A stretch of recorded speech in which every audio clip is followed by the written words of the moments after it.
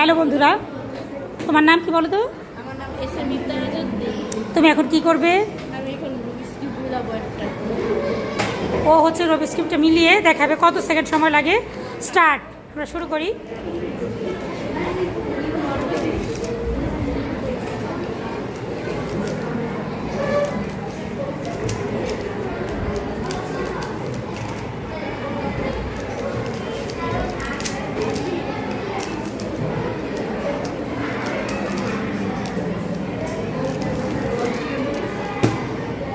Thank you.